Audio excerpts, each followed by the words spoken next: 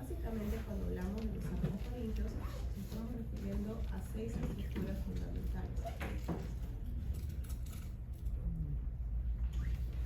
Por ejemplo, ¿qué caso clínico les puede venir en el mapa del área donde ustedes puedan presentar o que les pueden detectar en el examen? Este es un miocardio.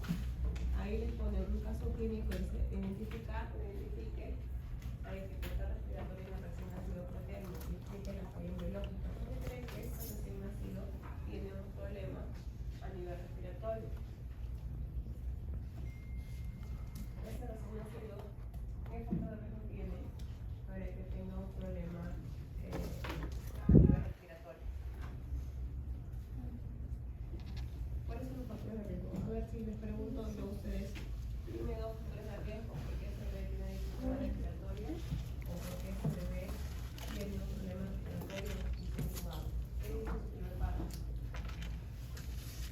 ¿Ese bebé es a término, pretérmino o pretérmino? ¿Cuándo se habla de un bebé pretérmino? ¿A qué edad? ¿Cuántas semanas?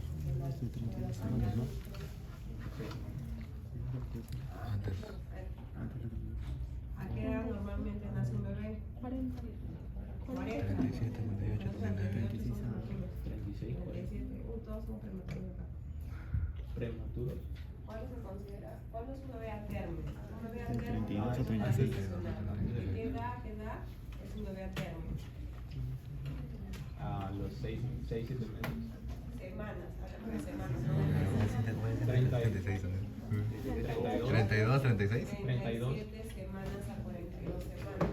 De 37 a 42 semanas un bebé es un bebé a término. ¿Ok? Quiere decir que tiene las condiciones adecuadas para que pueda nacer. Acá están diciendo que es un bebé pretérmino. Si es un bebé pretérmino, ¿cuántas semanas tiene ese bebé? Menos de 37 semanas. Y ese es un factor de riesgo que hace que este bebé tenga una dificultad respiratoria. Entonces, el factor de riesgo podría ser que este bebé tenga un problema a nivel respiratorio.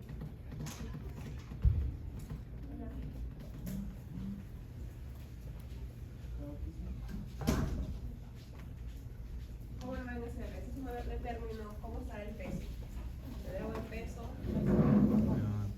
Bajo peso al nacer. Va a tener un bajo peso al nacer. Ese bebé va a ser, aparte de ser prematuro, va a ser un bebé con un bajo peso. Entonces también eso le proporciona, o mejor dicho, le añade un factor de riesgo para que ese bebé tenga una dificultad respiratoria.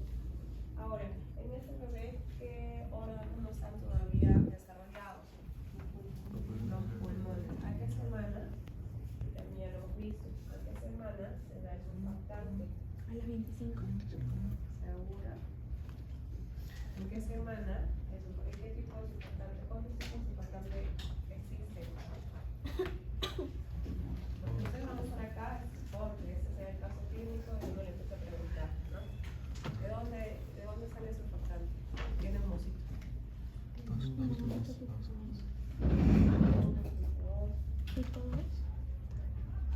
¿Y en qué semana?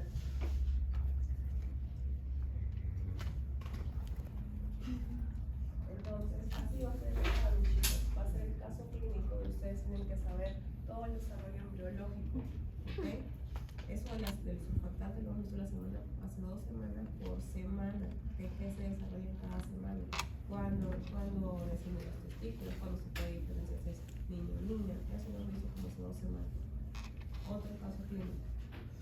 Recién nacido, el sexo masculino, de una segunda vida, que tiene dificultad para alimentarse, se observa una abertura en el techo de la boca. Un problema. Ahora vamos a ver, si nos alcanza el tiempo, vamos a ver cómo se forma el paladar. Acá hay una alteración de la formación del paladar. Si ustedes se dan cuenta, no va a desarrollar el paladar, no se cerró totalmente. Entonces, ¿qué va a pasar con este chico? Nace, ¿qué va a pasar?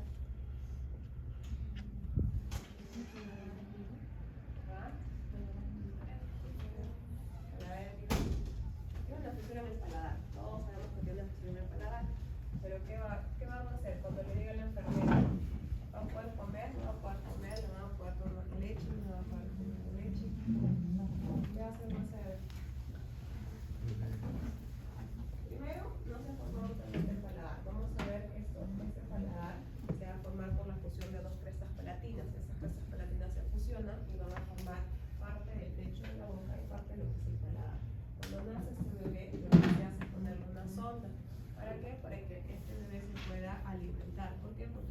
va a girar, ¿ok? No va a tener buen reflejo de succión. Y ahora, si no tiene buen reflejo de succión y le toman una ecografía, ¿cómo será el líquido amniótico de ese bebé? ¿Vendrá bastante líquido amniótico o vendrá poco líquido amniótico si no puede succionar?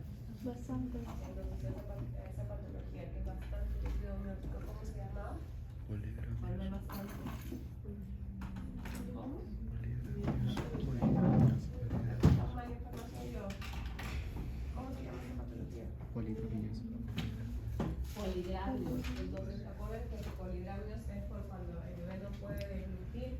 ¿Qué otra patología me puede producir polidramios? ¿Qué otra cosa me puede producir polidramios? Problemas intestinales, en toda la parte de lo que es el esófago, el intestino delgado, el intestino grueso, la parte de lo que es también el estómago. Ahora, ¿qué más? ¿Un bebé anencefálico te va a dar polidramios o no? Para que tengas el reflejo de succión, neurológicamente tiene que estar todo desarrollado. Y si no tiene cerebro, no va a succionar. Por tanto, ese bebé va a tener polidramios. ¿Ok? Así va a venir su caso clínico, chicos. Ok, entonces, para hablar del aparato de la parte faríngea en sí, vamos a hablar que esto se va a desarrollar de la siguiente manera. Vamos a tener tanto arcos, bolsas y hendiduras faríngeas. ¿Ok? Vamos a hablar primero de los arcos, de ahí las bolsas y después de las hendiduras. ¿Para qué me sirve todo esto? Como ven ustedes, todo se va a desarrollar. Acá está la parte de lo que es, todo esto va a ser la cara, y esto va a desarrollar parte también de la cara y parte de lo que es la región del cuello. Entonces, todos estos arcos faríngeos, este aparato faríngeo, contribuye a la formación tanto de la parte de lo que es la cara y el cuello. ¿Cuándo se va a empezar a formar? Si ustedes se acuerdan y lo relacionan, casi todo se empieza a formar a partir de la cuarta semana. Esto se empieza a desarrollar a partir de la cuarta semana. Primero vamos a tener los arcos, y vamos a tener las bolsas y las hendiduras faríngeas. ¿Qué va a pasar? Esta muchacha, este bebé, está acá, está aquí, este bebé está aquí, lo han rotado y está acá. Entonces, ¿qué va a pasar aquí?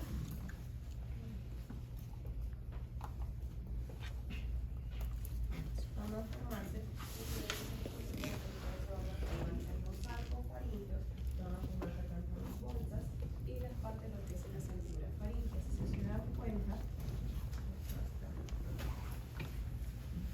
todas estas que están acá y que tienen un número van a ser los arcos faríngeos. Son 6 arcos faríngeos. El número 4 y el número 6 se van a fusionar y del 1 al 3 van a ir totalmente independientes. Estos arcos faríngeos siempre van a ir acompañados de una arteria, de un nervio, una parte muscular y una parte estática. Entonces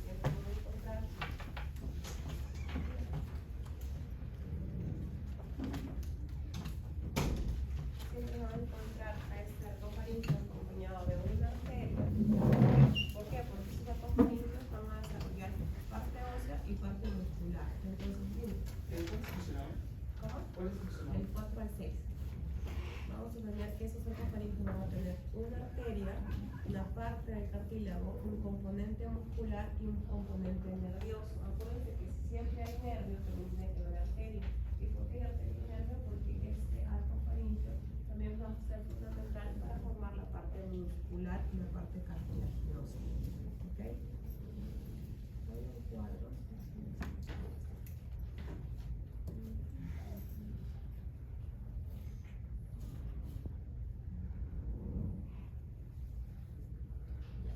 Otra cosa importante que se tiene que acordar, una vez que se forman los arcos faríngeo, se forman las dos otras estructuras. Una que es la bolsa y otra que es la hendidura faríngea. Las hendiduras faríngeas van a ir por fuera, en cambio las bolsas van a ir hacia adentro.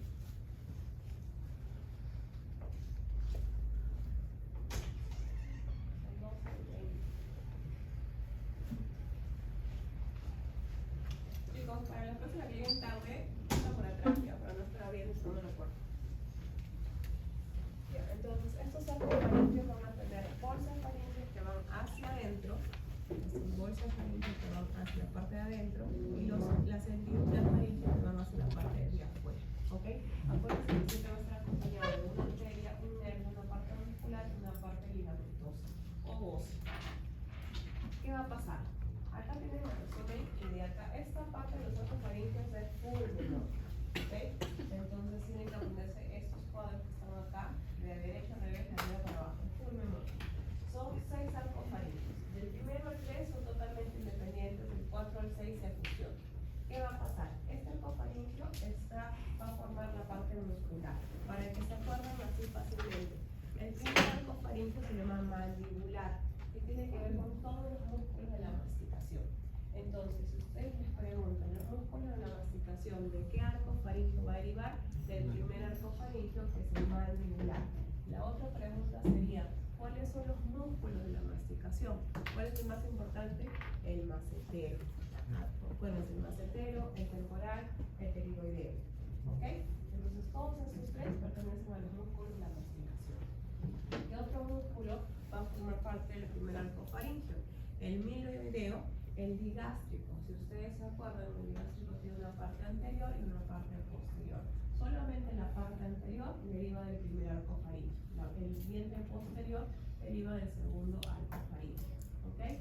Otra cosa importante, el tensor del tímpano y el velo del paladar.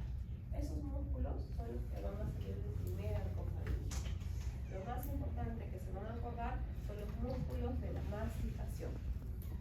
Entonces, si tengo una parte muscular, debe haber un nervio que irrigue, que inerve toda esta parte muscular. ¿Cuál es ese nervio que va acompañado? Es el trigemio. ¿Ok? Y otra cosa importante, vamos a ver que la arteria, hay solamente una arteria que va a llegar a todos los arcofaringios. Así que las arterias no se estresan, pero sí de los pares craneales. El par craneal que involucra, o mejor dicho, inerva casi toda la parte del primer arcofaringio es el trigemio. Otra cosa importante es que van a salir estructuras esqueléticas, o mejor dicho, parte ósea de este primer arcofaringio. ¿Quiénes van a salir? La parte maxilar, la parte mandibular, por eso también se llama el arco mandibular, que también se denomina cartílago de Meckel, el martillo y el yunque. El estribo sale del segundo arcofaringio. ¿Okay? Y por último, los ligamentos que salen de este primer arcofaringio es el ligamento anterior del martillo y el ligamento estenomandibular. Si se dan cuenta, tiene que ver con toda la parte baja de la mandíbula. ¿Ok? El segundo arcofaringio se llama segundo arcofaringio, también llamado hioideo. Ahora, este segundo arcofaringio tiene que ver con los músculos, pero con los músculos de la expresión facial, los músculos de la mímica. ¿Cuáles son esos músculos? El auricular de los ojos, ¿qué más? El bucinador, ¿cuál más? El dedo del labio, ¿qué más? Hay un montón. Hay un cuadrito, ahorita les voy a pasar. Entonces tiene que ver con todos los músculos de la expresión facial. Igual como son los músculos de la masticación, hay músculos de la expresión facial y se tiene que ver con el segundo arcofaringio. Y otra cosa más, el digástrico, pero la parte posterior del digástrico. Yo hemos dicho que la parte anterior del digástrico sale del primer arcofaringio. ¿Qué más? También el estiloideo va a salir de este segundo arcofaringio. Ahora, ¿qué nervio va a inervar este segundo arcofaringio? El facial. ¿Ok? El nervio facial, el séptimo par craneal, es el que se va a encargar de inervar a todo este segundo arcofaringio. Y por último, solamente un ligamento, que es el ligamento estiloideo. El tercer arcofaringio también va solo. Este tercer arcofaringio tiene que ver con toda la parte más baja del cuello. Me olvidé de algo importante. El segundo arcofaringio también va a salir la parte de lo que es el estribo. El yunque y el martillo es el primer arcofaringio y el estribo es el segundo arcofaringio. ¿Ok? Acuérdense, el digástrico anterior es el primero y el digástrico posterior es el segundo. Yunque y el martillo del primer arcofaringio y el estribo del segundo arcofaringio. ¿Ok? Ahora, el tercer arcofaringio tiene que ver toda la parte del hueso yónico. Y hay una parte que es la parte inferior o el cuerpo inferior de este hueso y el asta mayor sale del tercer arcofaringio. ¿Ok? ¿Y qué lo va a inervar? El glosofaringio. El cuarto al sexto arcofaringio tiene que ver con toda la parte del cuello y con todas las estructuras que son cartilaginosas. Están todos los cartílagos. El cartílago tiroides, cricoides, aritenoides, vamos a verlo aquí. quienes la van a inervar básicamente el laringio recurrente. Vamos a ver la imagen acá. Ya. Les decía que antes de pasar la otra imagen, que hay solamente una arteria. Esta arteria sale del arco aórtico. Esta arteria que sale del arco aórtico va a irrigar a los 6 arcos faringios. Esta arteria deriva, o básicamente es la arteria que va a salir del arco aórtico y va a irrigar a los 6 arcos faringios.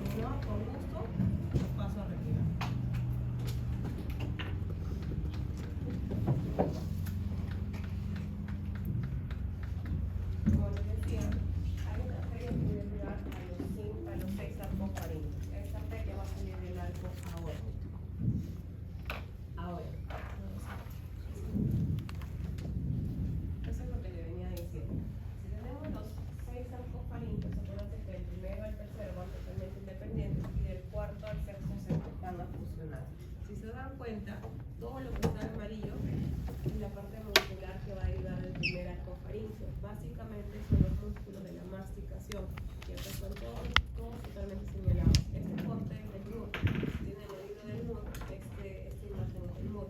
Esta es la parte de lo que es el macetero, esta es la parte de lo que es el pectoral.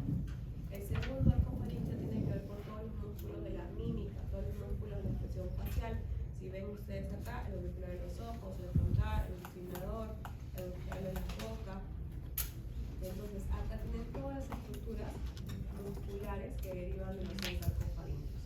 Igual, con el músculo del tercer arco faríngeo, si se dan cuenta, todo va bajando, y del cuarto al sexto arco faríngeo básicamente son todos los cartílagos a nivel de lo que es el cuello. ¿Ok? Igual acá. Eso tiene que ver también con las derivaciones de los 6 arcos faríneos. Cuando hablamos del primer arco faríngeo, acuérdense que del primer arco faríngeo solamente va a salir el martillo y la parte de lo que es el yunque. Del segundo arco faríngeo va a salir la parte de lo que es el estribo, la apófisis estiloides y la parte de lo que es la parte superior del hueso yoides. ¿Ok? Y si ustedes observan, esto va a ir bajando. Del tercer arco faríngeo básicamente solamente es el cartílago yoides, y el cuarto al sexto tiene que ver con toda la parte de lo que es el cuello, el cartílago tiroides, el cricoides, toda la parte de lo que es a nivel cervical. ¿Ok?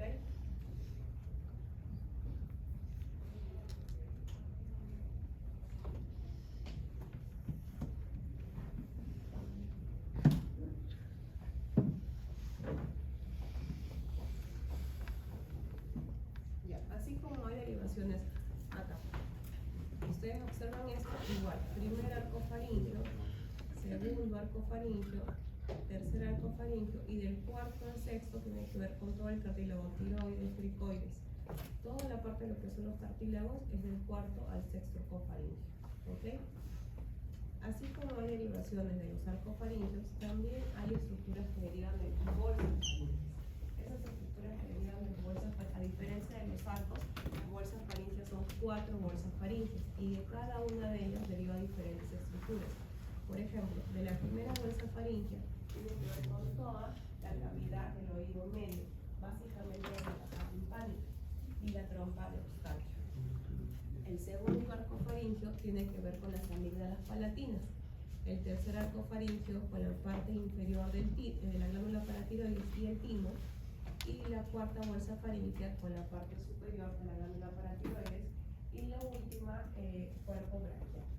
Si se dan cuenta, a diferencia de de las arcofaringes solamente tenemos 4 bolsas faríngeas y tienen que ver con la formación tanto del oído como la parte de lo que es las amígdalas palatinas. Igual lo tienen acá. Y por último, lo que tienen también son las hendiduras faríngeas. A diferencia de las arcos y de las bolsas, las hendiduras faríngeas, la única que desarrolla una estructura en el ser humano es la primera hendidura faríngea, que es la que tiene que ver con la formación del conducto auditivo externo. ¿Ok?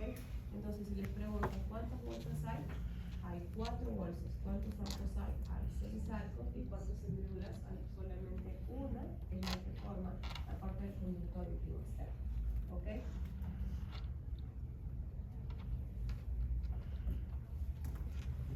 Entonces, ¿qué estructuras derivan del primer arco faríngeo? Hemos dicho que las arcofaringes siempre van acompañadas de una parte muscular, de una parte de irrigación, de una parte de inervación y parte de lo que es el ligamento.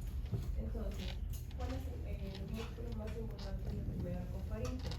Los músculos de la masticación. Este niño tiene una alteración, o se llama síndrome del primer arco faríngeo.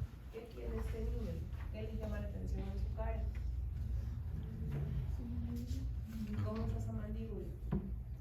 Tiene una micrognato, porque no se ha desarrollado, está contraída y pequeña. Y además, si se dan cuenta, todos nosotros tenemos los maceteros al lado y por tanto tenemos formación ahí. Este niño tendrá el macetero, parece que no, ¿verdad? Tiene una hipoplasia de esa parte mandibular. Entonces, es una alteración del primer arco faríngeo. Cuando se ha producido, cuando se ha podido producir esto a partir de la 4ª semana. Acuérdense que todas esas derivaciones, toda la formación del arco faríngeo se forma a partir de la 4ª semana. ¿Ok? Entonces, ¿qué pueden pasar o qué pueden decir ustedes? Lo siguiente. Salen acá adelante y les preguntan en este caso clínico, ¿no? Y les dice, la primera pregunta, ya, pero dime tú, ¿en qué semana se empiezan a formar los arcofaringeos? En la 4ª semana. Entonces, dime qué músculos están involucrados en la masticación. Entero, pteroideo y temporal. Ya. Son 3. Macetero, pteroideo y temporal. Ya. Y de ahí, ¿qué más te pueden preguntar? ¿Quién lo inerva? ¿Quién inerva el trigémino? ¿Ok? Entonces, básicamente, así van a ser las preguntas de lo que son casos clínicos acá adelante. Solamente son 3 o 4 preguntas. Es un caso clínico por persona. ¿Ok? Ahora, otra cosa que se va a desarrollar es la parte de lo que es la lengua. Entonces, como esos 3 cuadros que tienen ustedes ahí son un memoria, chicos. Los arcofaringeos es un memoria. Más de otra cosa no pueden saber. La parte de lo que son los músculos, la parte de lo que son los ligamentos, los nervios y la parte de la irrigación, que es una sola, única arteria que va a irrigar a los 6 arcofaringeos. ¿Alguna pregunta con los arcos, las bolsas y las hendiduras? No, ya. Ahora, otra cosa es la formación de la lengua. ¿Cómo se va a formar la lengua? ¿Alguien sabe cómo se forma la lengua? ¿Y cuándo se forma? Acuérdense que esta lengua se va a formar a partir de la 4ª semana. ¿Ok? ¿Y cómo se va a formar? Tiene una parte anterior y tiene como 2 tercios anteriores y un tercio posterior. ¿Ok? Los 2 tercios anteriores, básicamente, como lo ven ustedes acá, son, hay una migración tanto de la parte de lo que es el mesodermo, de un lado hacia el otro lado, hacia la parte anterior. Estos se van a juntar para formar los 2 tercios anteriores de la lengua. Y en la parte posterior de la lengua está formada por lo que es la eminencia hipofaringe, que ustedes la tienen acá. Esa se va a fusionar y van a formar todo lo que va a ser la lengua. Tenemos los 2 tercios anteriores de la lengua y el tercio posterior de la lengua, que está formada por la eminencia hipobranquial o hipofaringe. ¿Ok? Ahora, ¿qué otra cosa importante? Una vez que se forma la lengua, estas yemas gustativas, ¿cuándo empiezan a desarrollarse? ¿Cuándo empiezan a aparecer? Porque la lengua se forma a partir de la 4ª semana, pero las yemas gustativas aparecen a partir de la semana 11 a semana 13. Acuérdense que tenemos diferentes tipos de yemas gustativas en la parte de lo que es la lengua. ¿Ok? Entonces, ¿qué les pueden preguntar de la lengua? ¿Cuándo se empieza a formar? A partir de la 4ª semana. ¿Cuándo empiezan a funcionar estas líneas gustativas? Entre la semana 11 y la semana 13. Tenemos una parte anterior, que son los 2 tercios anteriores básicamente, formados por las yemas linguales distales que se fusionan de un lado y del otro lado, y la parte posterior está formada por la eminencia hipogloseal. ¿Ok? Ahora, ¿qué pasa? Ya, una vez que se fusiona la lengua, hay un proceso de apoptosis que hace que la parte de la base de la lengua se libere, por así decirlo, y no esté totalmente pegada. ¿Qué pasó con este niño? Tiene una anquiloglosia. Ustedes se dan cuenta, esa anquiloglosia se refiere a esta membrana que está en la parte baja. Aquí hay una alteración en el proceso de apoptosis. Acá no se ha dado ese proceso de apoptosis. Por ende, esta lengua está totalmente pegada a la base de lo que es la boca. Este niño, algunos tienen frenillo y no les dificulta ni siquiera tragar, ni siquiera articular las palabras, no pasa nada. Pero en otros niños sí, les dificulta funcionar la leche y en algunas personas la parte de lo que es el lenguaje. ¿Ok? Entonces, esta anquiloglosia o este frenillo sublingual es por una alteración que no se ha dado el proceso de apoptosis adecuadamente. ¿Ok? Ahora, la otra cosa que vamos a ver es la cabeza, la formación del cráneo. Cuando vean ustedes la formación del cráneo, tienen que acordarse de 2 cosas. Este cráneo está formado por una cosa que se llama, o una estructura que se llama neurocráneo, y otra parte que se llama viscerocráneo. ¿Ok? El neurocráneo, a su vez, tiene 2 tipos de osificación. Una osificación membranosa y una osificación cartilaginosa. Igual que el viscerocráneo, tiene una parte membranosa y una parte cartilaginosa. ¿Ok? Entonces, el neurocráneo, que es la parte superior, va a estar formado por huesos planos y va a estar formado por la base del cráneo. Vamos a empezar por toda la parte que es el neurocráneo. Y el neurocráneo tiene una parte membranosa y una parte cartilaginosa. Mi parte membranosa es todo la parte superior y mi parte cartilaginosa es toda la base del cráneo. ¿Ok? Entonces, la primera parte es el neurocráneo. Si le preguntan por qué está formado el neurocráneo, está compuesto por una osificación membranosa y una osificación cartilaginosa. ¿Quién forma una osificación membranosa? Los huesos planos. ¿Quiénes son esos huesos planos de la cabeza? La parte frontal y la parte parietal. ¿Ok? Mi parte cartilaginosa y la base del cráneo está formada por la parte de lo que es el estómago y el estómago. ¿Ok? Hasta ahí lo entendieron. La otra parte de la cabeza o del cráneo se llama viscerocráneo. El viscerocráneo también tiene una osificación membranosa y una osificación cartilaginosa. ¿Quiénes tienen osificación membranosa? Todo el cuerpo facial, la parte mandibular, la parte maxilar, la parte del cigomático. ¿Ok? Y la cartilaginosa son los huesos tanto del oído y los cartílagos laringeos. Entonces, mi cabeza, o el cráneo en sí, se divide por neurocráneo, que es todo el cráneo en sí, y también por el viscerocráneo, que tiene que ver más con la parte de lo que es la carne. Mi neurocráneo está compuesto por la base y por la parte de lo que es la bóveda craneana, que es la parte de acá arriba. Ahorita lo vamos a ver acá. Neurocráneo. El neurocráneo tiene una parte membranosa y tiene una parte cartilaginosa, ¿verdad? Mi parte membranosa, porque está formado.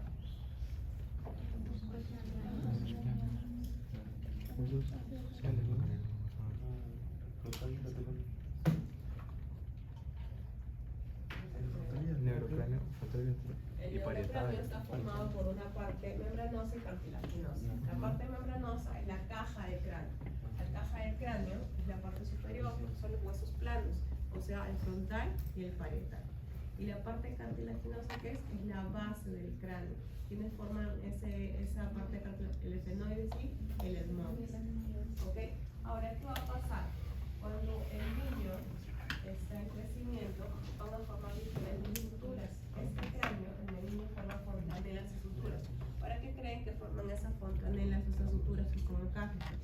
Todas tienen nombre: sutura coronal, sutura frontal, sutura lambdoidea, sutura sagital, y también forma fontanela. Fontanela anterior, fontanela posterior. ¿Para qué me sirve eso?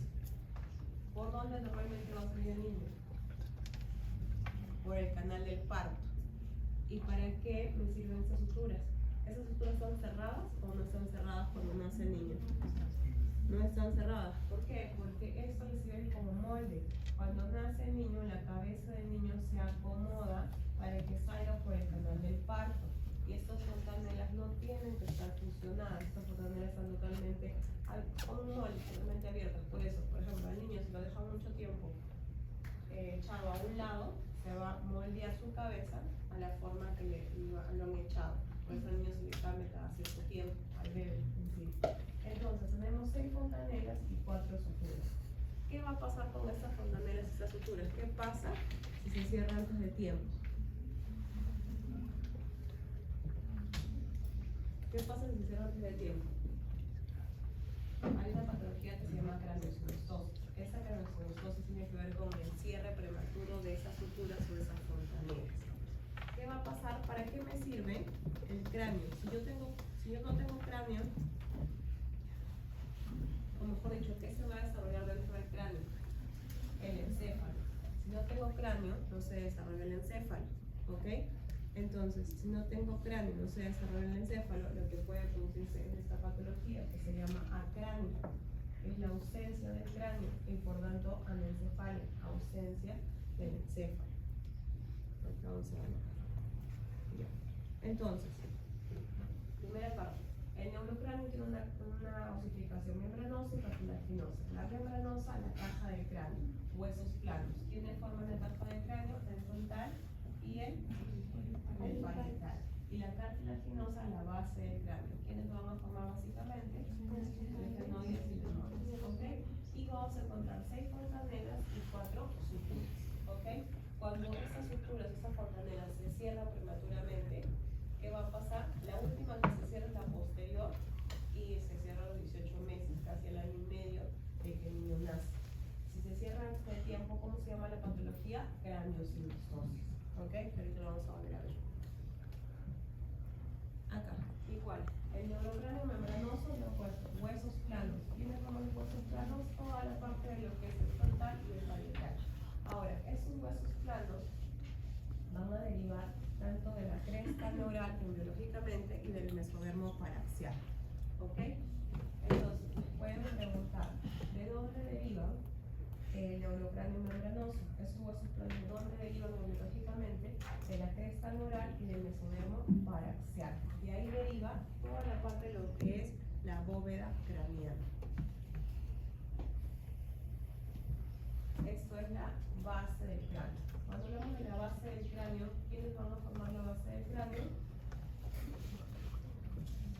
El estenoides y el emoides, ¿ok? ¿Y de dónde vamos a derivar también esta base del cráneo? Va a derivar también de la cresta neural, ¿ok? Y del mesodermo paraxial. O sea, todo el cráneo deriva de 2 estructuras embriológicas, la cresta neural y el mesodermo paraxial. Acuérdense, la bóveda craneana, ¿qué tipo de osificación es?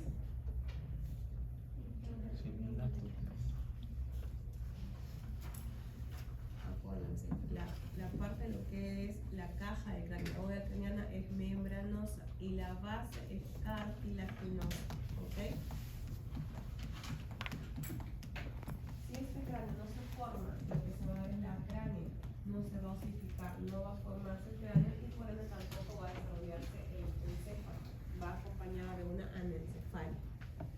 Esa es la otra patología, cuando se cierran las suturas antes de tiempo. Ahora, si se cierra la sutura antes de tiempo, por ejemplo, el niño está creciendo y se cierra antes de tiempo, ese chiquito, ¿cómo va a ser el encéfalo? ¿Va a estar desarrollado o no se va a desarrollar? ¿Cómo sería subdesarrollado? Si se cierra, no sé, a las 28 semanas No sé. dentro de la mamá, Subdesarrollado no sería. no se desarrolla. No sé. Acuérdate, para que tu cerebro pueda formarse necesita espacio.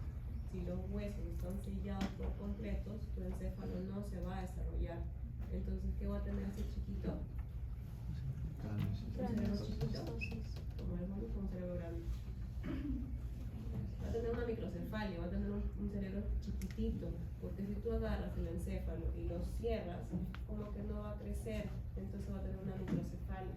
Estos chiquitos tienen microcefalia, ¿ok? Ese cierre prematuro de la estructura se llama craneosinostosis, ¿ok? ¿Y qué va a pasar? Por ejemplo, en este pequeño que ven, es normal su cabecita. Hay una deformidad en la parte anterior, los ojos están totalmente prominentes, hay un cierre prematuro de las suturas y de las fontanelas. Ahora, ¿este bebé puede desarrollarse normal? Sí, pero hay que ver cómo está su cabecita, o sea, cómo está el encéfalo. ¿Qué ha pasado acá? Por ejemplo, en este niño de acá se ha cerrado prematuramente la sutura sagital. ¿Y cómo se llama? Craneosinostosis es el cierre prematuro de cualquier sutura, ¿ok? Cambia el nombre dependiendo de la sutura que se cierre.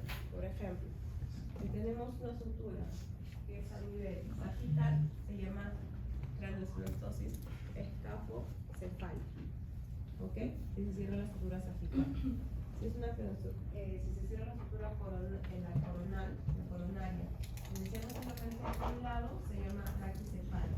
Si se cierra a ambos lados, se llama braquicefalia. Si se cierra solamente un lado de la sutura coronal, se llama plagiocefalia. Todas las suturas prematuras, todo el cierre prematuro de la sutura se llama craneosinostosis. Va a cambiar dependiendo de cuál es la sutura que se cierra. ¿Ok? Miren acá. Esto es lo que le decía. Normalmente un bebé desarrolla su cabecita para que se desarrolle el encéfalo. ¿Qué pasa si un bebé no desarrolla su cabeza? Su encéfalo tampoco va a desarrollarse, va a tener una microcefalia. Ese va a tener un cerebrito chiquito. ¿Ok? Entonces, aquí nos vamos a quedar, chicos. ¿Tienen alguna pregunta hasta ahí? Ya, para repasarlas un poquito y para que lo tengan en cuenta para su examen. ¿Qué viene en el examen? ¿Y qué les pueden preguntar en el examen? Eso me interesa. Arco faríngeo. Esto siempre viene. O sea, el arco faríngeo, la parte vascular, la parte de iluminación, siempre viene. Cuando se asocia ese arco faríngeo, que primero el doctor está bien teniendo y se está fusionado. ¿Qué se equivocan siempre? El digástrico. Entonces, el digástrico tiene una parte anterior y una parte posterior. ¿Qué más? Los sillas de oído. El yunque y el martillo sale del primero. El estribo sale del segundo arco faríngeo. ¿Ok? Acuérdense que el primer arco faríngeo tiene que ver con toda la masticación. El segundo tiene que ver con toda la expresión facial. Y si ya no recuerdo, acuérdense que si fue el cuarto y sexto arco faríngeo, lo que ven a cartílago es el cuarto o sexto arco faríngeo, porque es la parte más baja, en el cuello. ¿Se dan cuenta? Es cara, cuello. ¿Ok? Acuérdense también los dedos. En cuanto a las bolsas faríngeas, es importante que no se equivoquen. La paráfilo dice una parte superior y una parte inferior. La parte inferior sale de la tercera bolsa faríngea y la parte superior sale de la cuarta bolsa faríngea. ¿Ok? Solamente hay 4 bolsas faríngeas. La hendidura faríngea, que representa el desarrollo del conducto auditivo externo, es la primera hendidura faríngea. Las demás hendiduras no desarrollan nada en el hombro. ¿Ok? ¿Hasta ahí bien? Ya. La otra que tienen que acordarse es la parte de acá. Tenemos un neurocráneo y una parte membranosa, una circulación membranosa que tiene que ver con el hueso plano, con la bóveda craneana, y una parte cartilaginosa que tiene que ver con la base del cráneo. Y por otro lado, el viscerocráneo también es lo mismo, tiene una parte membranosa y una parte cartilaginosa. ¿Ok? Acuérdense de eso porque también siempre viene. ¿Ok? Chicos, para esto de la teoría no les va a servir para el examen teórico, va a servir para el examen práctico, porque el examen práctico va a una pregunta. ¿Ok? El examen parcial lo que va a hacer es ¿cómo se llama? Caso clínico, así como el consto adelante. Entonces, si ya lo han estudiado, porque la próxima semana tiene.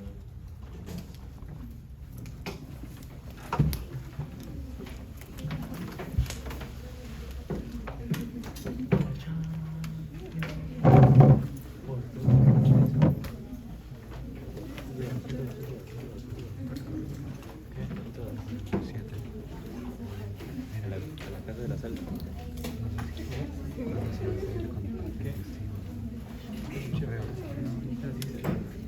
Dice que te vas a la casa de la salsa. ¿Por qué?